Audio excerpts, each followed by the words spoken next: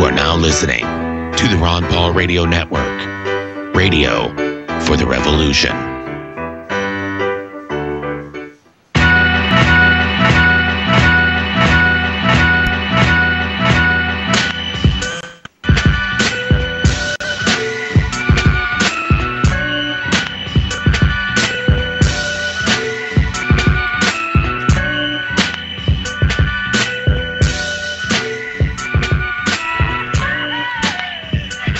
What's going on, y'all? You're back. I'm your host, Paco. I want to thank you if you're tuning in. You're listening to Occupy the Media. And we have Ginger on the line. Ginger, you still there?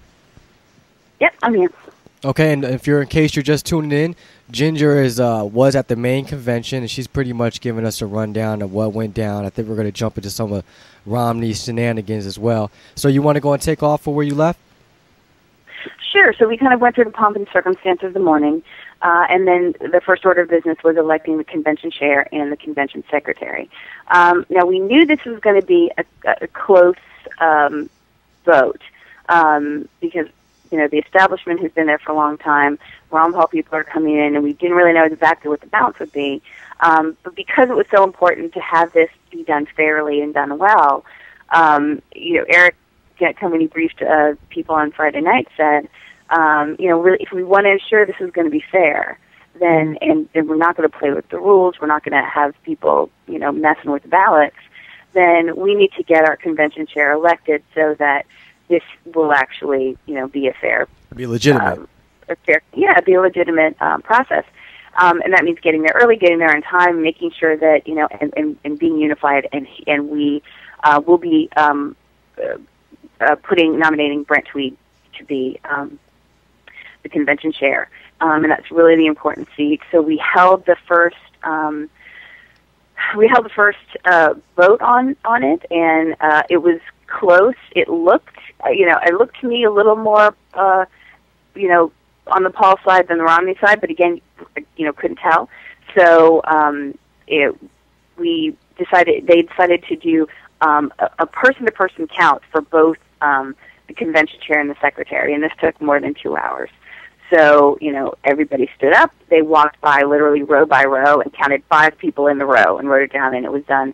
And I have video of this, but I didn't put it up. But they would have a Romney person and a Paul person counting together, and they both would go 1, 2, 3, 4. So it was really, and then we had to do a couple of them more than once. I mean, we had to do a couple counties more than once. So they were, so that was a very, it gave me some confidence that, okay, they're not trying to bum rush through this. They're not, Charlie Webster was running it at this point. And he really did seem to be saying, okay, let's do this correctly and make sure we have the right numbers. So I had a little more confidence in that. At the end of it, there was a 100-something vote margin for Ron Paul's candidate for secretary, and he won. And there was a 4-vote margin out of almost 2,500 votes cast. Only 4 votes separated the Paul choice from the Romney. Now, that sounds kind of fishy to me, though. If the majority of people there, or maybe I'm wrong, I'm guessing, the majority of people there are Ron Paul supporters. Everybody's there early. Ron Paul people are definitely getting in there.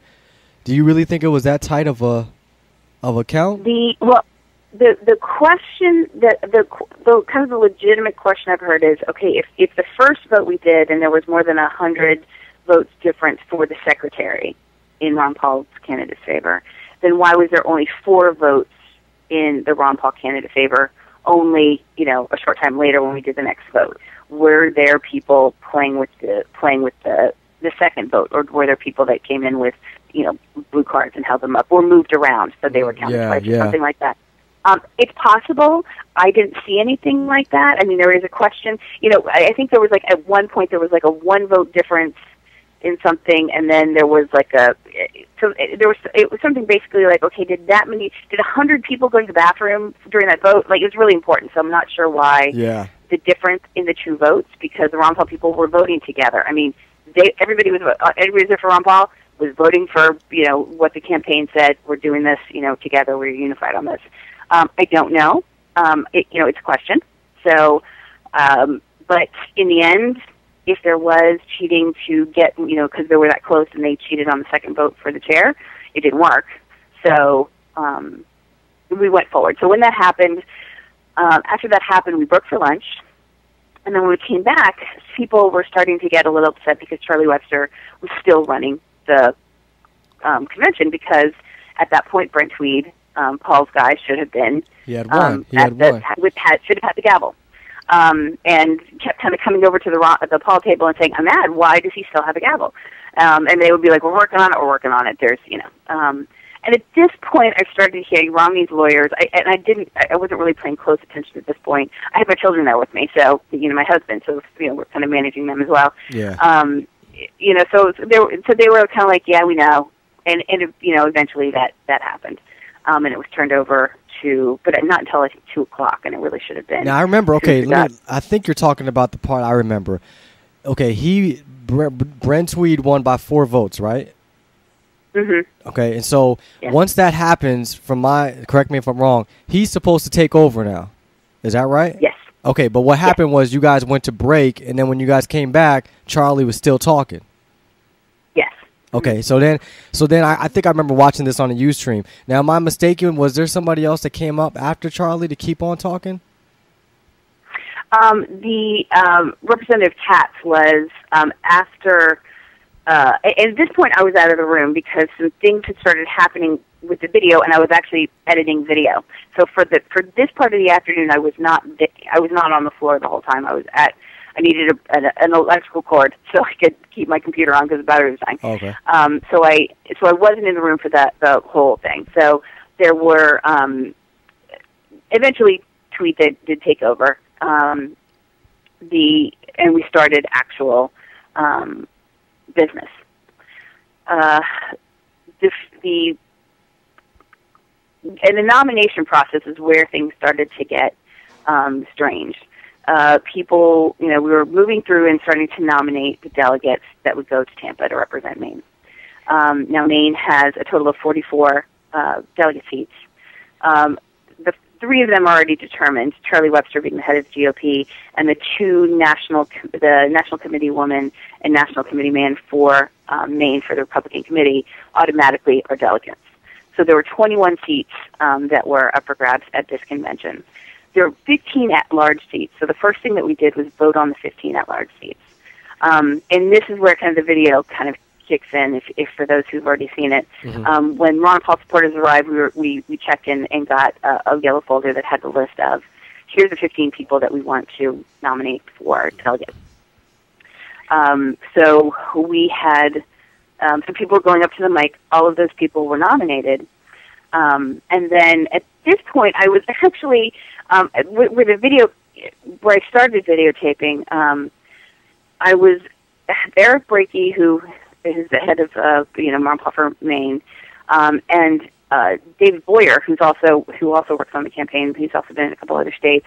Were standing in the back, and I was looking at them thinking, David Boyer kind of looks like Jake Gyllenhaal, and Eric Brakey kind of looks like Sam Rockwell.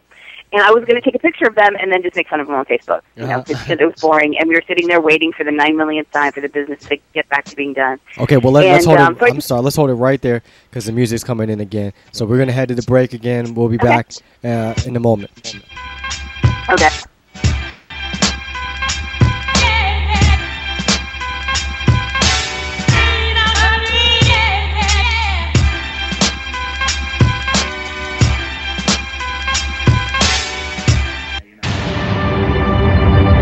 It's the story of a lost city, lost opportunity, lost hope. A story of failed policies, failed leadership. A story of smooth-talking politicians, insider deals, games of he said, she said, rhetoric, and division. One man has stood apart, stood strong, and true. Voting against every tax increase, every unbalanced budget, every time. Standing up to the Washington machine, guided by principle. Ron Paul, the one with a plan to cut $1 trillion year one, eliminate the waste, balance the budget. Ron Paul, the one we can trust, the one who will restore America now. I'm Ron Paul, and I approve this message. If you have